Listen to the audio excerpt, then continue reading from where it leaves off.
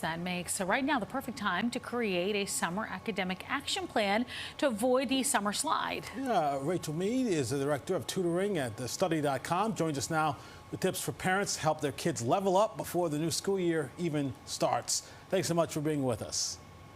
Thanks for having me, Corey and Tamsen. I sure appreciate it. All right. So, look, we've all heard about the summer slide. Kids, they're all playing all summer long, and then they go back to school in September, and then they have to kind of get back to where they were.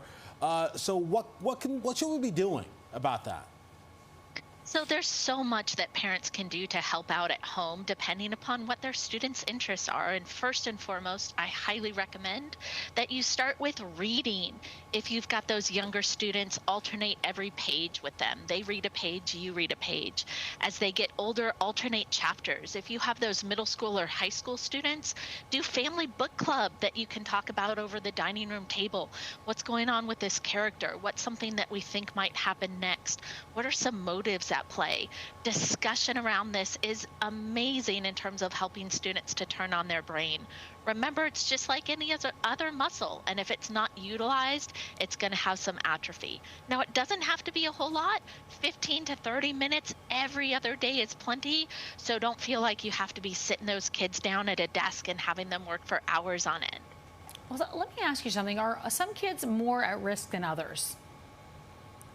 I would definitely say so, right? And that really comes down to what they're seeing in the home being modeled by the rest of their family and the adults in their life. So if they see their parents and siblings reading, they're going to be a lot more likely to pick up a book. If they see their parents and siblings involved in activities that promote lifelong learning, then they're going to be more intrigued to go out and explore and discover activities and things of interest. Okay, now according to the Brookings Institute, students lose about a month's worth of learning during the summer vacation. So does that number surprise you? It's a month? Absolutely not. We really have to come back and say, especially if you're looking at math, being away from anything for more than 2 weeks causes your knowledge and understanding of that thing to halt. And as you move past that 2 weeks, it tends to move back even further. So again, just keeping it front and center of the brain is going to really help prevent that slide from happening.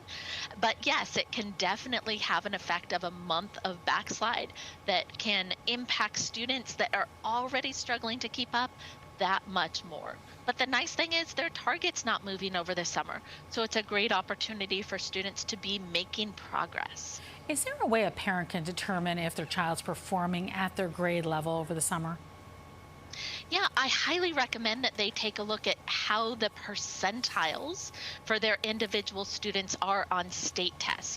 For those older students, you have the Regents, you have your other grade level tests for those younger students. What percentile did they come in? Because that's comparing students across the state to all other students within that same age group or grade level across all academic platforms. While a report card is very helpful, it's a quick snapshot of what was going on a particular task, assignment, or test, but not as comprehensive as some statewide testing can be.